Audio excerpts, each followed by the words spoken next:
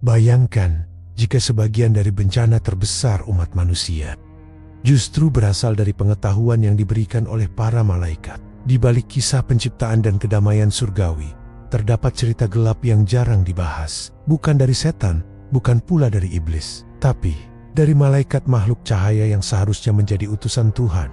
Namun dalam beberapa teks kuno yang tak masuk dalam kitab suci resmi, seperti kitab Henoch, diceritakan bahwa sejumlah malaikat turun ke bumi dan mengajarkan manusia ilmu-ilmu rahasia yang sangat kuat namun berbahaya. Ilmu-ilmu ini bukan sekadar sihir atau ramalan, melainkan pengetahuan mendalam tentang bintang, racun, roh, hingga teknologi dan peperangan. Pengetahuan ini membuat manusia menjadi terlalu cepat maju, namun kehilangan moralnya. Maka tak heran jika Tuhan murka, dan banjir besar pun menjadi hukuman besar pertama bagi dunia. Apa saja ilmu itu? Siapa para malaikat yang mengkhianati langit demi memberi manusia rahasia kosmik, dan apakah ilmu itu masih tersembunyi di antara kita hari ini? Bagian 1. Azazel, malaikat besi dan kehancuran. Nama Azazel adalah salah satu yang paling sering disebut dalam teks-teks apokrif kuno. Ia adalah pemimpin para Grigori, sekelompok malaikat penjaga yang jatuh cinta kepada anak-anak manusia. Dalam kitab Henoch,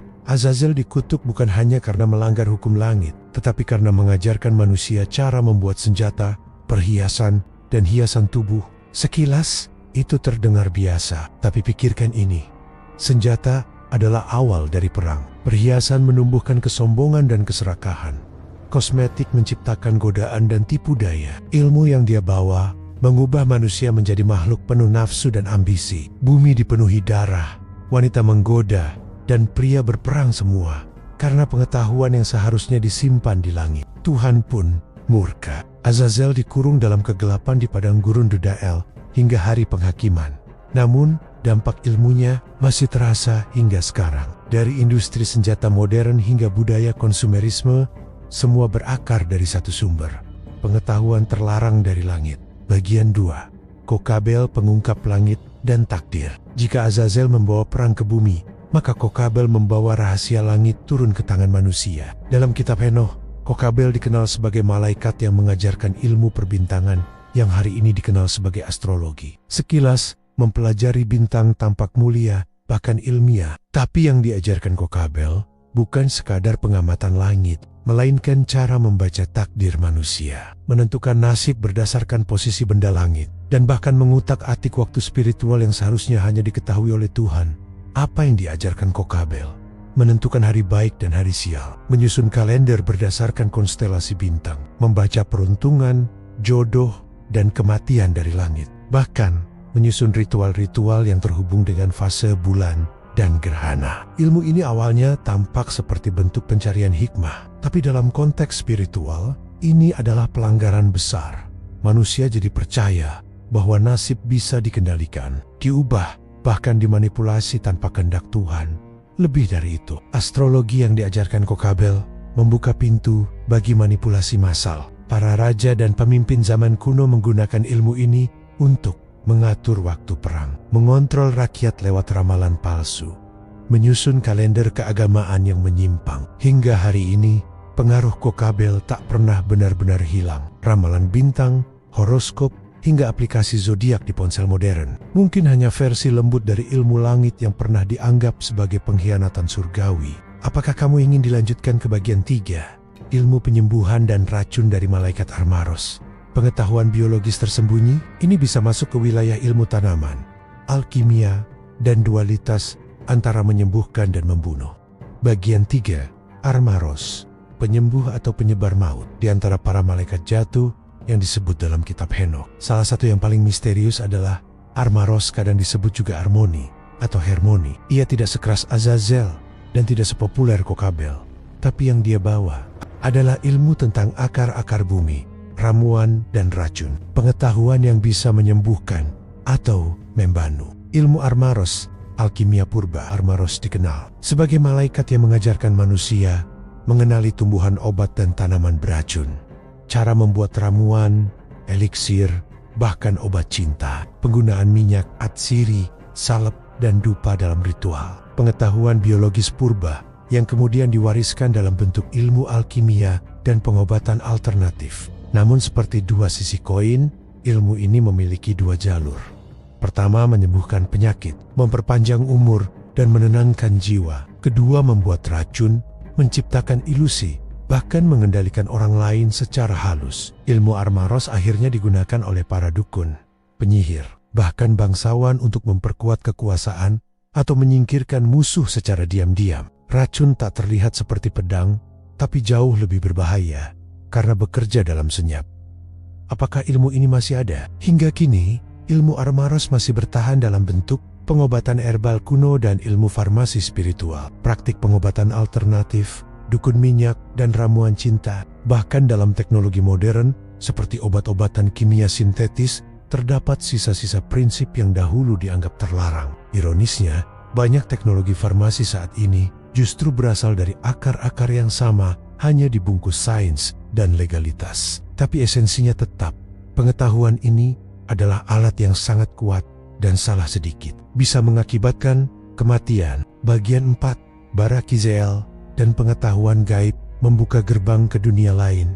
Di antara nama-nama malaikat jatuh, salah satu yang jarang dikenal tapi memiliki dampak besar adalah Barakizel. Ia adalah pengungkap ilmu langit dalam bentuk simbol, mantra, dan komunikasi dengan makhluk tak kasat mata. Pengetahuan ini membuka gerbang ke dimensi spiritual dan jadi dasar bagi berbagai bentuk ilmu pemanggilan roh, nekromansi, spiritisme, dan okultisme. Apa yang diajarkan Barakizel? Cara membaca dan menafsirkan tanda-tanda spiritual di langit dan bumi. Ilmu tentang komunikasi dengan arwah dan entitas gaib melalui simbol, suara, dan ritual. Menyusun mantra-mantra kuno untuk mengakses kekuatan tersembunyi. Mempelajari entitas lain selain malaikat dan manusia, termasuk yang bersifat netral hingga jahat. Ilmu ini menjanjikan kekuatan yang luar biasa. Mengetahui hal gaib, berinteraksi dengan roh, hingga mengendalikan makhluk penjaga dari dimensi lain. Tapi risikonya sangat besar. Salah dalam ritual atau niat, dan roh yang datang bisa menguasai si pemanggil. Mengapa ilmu ini berbahaya? Mengganggu dunia roh bisa membuka pintu yang tak bisa ditutup kembali. Praktik ini memicu kerasukan ilusi spiritual, atau bahkan perjanjian tak sadar dengan entitas asing. Dalam banyak kasus, manusia tidak sadar bahwa mereka sedang dimanipulasi oleh kekuatan yang mereka panggil sendiri. Barakizel dianggap melanggar batas kosmik karena membawa manusia untuk berinteraksi langsung dengan wilayah yang seharusnya hanya dijangkau oleh makhluk langit. Jejaknya hari ini, ilmu Barakizel tak sepenuhnya hilang. Ia bertahan dalam bentuk praktik channeling arwah, papan ouija, atau medium spiritual. Kitab-kitab kuno berisi simbol-simbol pemanggilan seperti Key of Solomon. Bahkan konten modern seperti film horor dan game okultisme mengambil inspirasi darinya. Kita kini berada di ambang pengetahuan yang semakin dalam. Dan di bagian berikutnya, kita akan masuk ke wilayah paling sensitif. Bagian 5. Penyingkapan simbol dan bahasa rahasia ilmu tertua yang masih digunakan. Di antara berbagai pengetahuan yang diajarkan para malaikat jatuh, ada satu yang sangat mendasar, tapi kekuatannya tak kalah berbahaya. Ilmu menulis, simbol, dan bahasa rahasia. Para malaikat seperti Penemue dan Kasdeja disebut sebagai pengungkap huruf-huruf kuno, kode ilahi, serta simbol-simbol surgawi yang seharusnya tersembunyi dari umat manusia. Apa yang diajarkan? Huruf-huruf surgawi yang menjadi dasar dari bahasa sihir dan ritual. Simbol gaib yang bisa membuka atau mengunci kekuatan spiritual. Nama-nama rahasia Tuhan dan makhluk langit yang jika dilafalkan bisa memicu perubahan besar. Mantra dan kontrak spiritual dalam bentuk tulisan yang tak bisa dibaca sembarangan. Ilmu ini tampaknya sederhana, hanya tentang kata, huruf, dan suara. Tapi sesungguhnya merupakan kode ilahi di dalam ajaran mistik seperti Kabbalah, Enochian Magic, hingga berbagai naskah kuno dari Babilonia dan Mesir. Simbol dan tulisan ini dipercaya bisa memanggil entitas dari dimensi lain, mengendalikan roh atau energi tertentu, mengikat perjanjian antara manusia dengan kekuatan spiritual. Mengapa ini berbahaya? Karena kata memiliki kekuatan. Dalam banyak tradisi spiritual, pada awalnya adalah firman. Ketika manusia diberi akses untuk memahami atau bahkan menciptakan dengan kata, ia menjadi setara dengan makhluk pencipta, dan itulah pelanggaran besar. Dengan ilmu ini, seseorang bisa memanipulasi realitas melalui penulisan tertentu. Dapat terjadi perbudakan spiritual melalui kontrak rahasia. Terbukanya jalur bagi penggunaan bahasa sebagai alat kendali dan ilusi. Jejaknya di era modern. Hingga hari ini, warisan ilmu ini masih tersimpan di simbol-simbol rahasia organisasi tertutup, Freemason, Rosicrucian, Illuminati, bahasa sihir dalam teks kuno seperti Lemegeton, Grimora, dan Enochian Alphabet. Bahkan dalam bentuk tersembunyi di logo, arsitektur, dan ritual publik yang tampak biasa, tapi memiliki makna ganda. Kita telah menelusuri 5 cabang utama dari ilmu berbahaya yang konon pernah diberikan oleh para malaikat kepada manusia. Namun, perjalanan ini belum berakhir. Berikut adalah bagian 6, bagian terakhir dari seri ilmu rahasia berbahaya yang diajarkan para malaikat kepada manusia. Di sini kita memasuki wilayah yang paling kontroversial, ilmu yang terlalu maju untuk zaman manusia, dan bagaimana itu bisa menyebabkan kehancuran total. Bagian 6, ilmu maju sebelum waktunya, teknologi langit yang menghancurkan bumi. Dalam banyak teks kuno dan mitos peradaban purba, sering ada narasi yang berulang. Manusia pernah memiliki ilmu dan teknologi luar biasa, namun kemudian jatuh dalam kehancuran massal. Banyak ahli esoterik meyakini bahwa pengetahuan itu tidak lahir dari manusia sendiri, melainkan diberikan oleh makhluk langit, para malaikat, atau yang dalam beberapa tradisi disebut Anunnaki, Nephilim, atau Watcher. Ilmu maju yang diberikan. Beberapa catatan menyebutkan bentuk-bentuk ilmu yang jauh, melampaui zaman kuno, teknologi metalurgi canggih, menciptakan senjata dan alat dari logam langka. Ilmu arsitektur megastruktural, membangun bangunan dengan presisi matematis dan kekuatan energi. Navigasi langit dan pemetaan bintang yang mustahil tanpa alat modern. Pengetahuan genetika dan pencampuran spesies disebut dalam teks sebagai hasil hubungan antara malaikat dan manusia. Energi kosmik dan pengendalian elemen alam. Akibat dari ilmu ini, alih-alih membangun peradaban dengan kebijaksanaan, manusia justru menjadi serakah dan haus kekuasaan. Mengubah struktur alam, merusak keseimbangan bumi, menciptakan makhluk-makhluk hibrida, hasil eksperimen spiritual dan biologis, menjadi Tuhan bagi dirinya sendiri. Dalam kitab Henokh dan tradisi lain seperti mitos Babel, Lemuria, dan Atlantis, kehancuran datang bukan karena kutukan, tetapi karena manusia menyalahgunakan ilmu yang tidak siap. Mereka tanggung. Tuhan pun menghapus peradaban itu melalui banjir besar, gempa global, dan kehancuran massal. Semua catatan dibersihkan, namun beberapa sisa ilmu itu tetap tersebar, disimpan dalam simbol-simbol rahasia, kitab tersembunyi, dan organisasi tertutup. Jejaknya hari ini. Apakah kita sedang mengulang sejarah? Kita menciptakan senjata nuklir, AI yang bisa mengontrol pikiran, eksperimen genetik, bahkan teknologi kuantum. Semua itu terasa seperti ilmu dari langit yang turun kembali di zaman modern.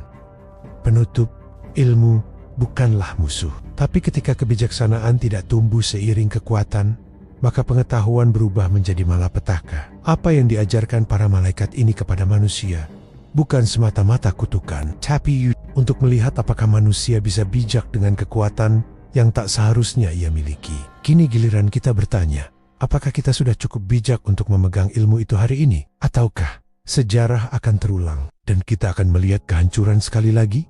Pengetahuan adalah cahaya, tapi cahaya yang terlalu terang bisa membutakan. Kita telah menjelajahi sisi gelap dari cahaya surgawi. Ilmu-ilmu yang konon diturunkan oleh para malaikat bukanlah dongeng, melainkan simbol akan kehausan manusia terhadap kuasa dan konsekuensi dari melangkahi batas ilahi. Dari senjata perang hingga racun tersembunyi, dari ramalan bintang hingga bahasa gaib, semua membentuk dunia kita hari ini, baik secara terang-terangan maupun dalam bayang-bayang. Namun satu pertanyaan tetap membekas. Jika ilmu-ilmu ini kembali bangkit, akankah kita menggunakannya untuk membangun atau justru menghancurkan diri sendiri sekali lagi? Terima kasih telah mengikuti perjalanan ini sampai akhir. Jika kamu merasa konten ini membuka pikiranmu, jangan lupa untuk like, subscribe, dan bagikan video ini ke mereka yang haus akan kebenaran tersembunyi. Karena di balik setiap rahasia, selalu ada harga yang harus dibayar. Sampai jumpa di episode berikutnya, di mana kita akan menggali lebih dalam lagi ilmu-ilmu yang terlupakan oleh sejarah, tapi belum hilang dari dunia.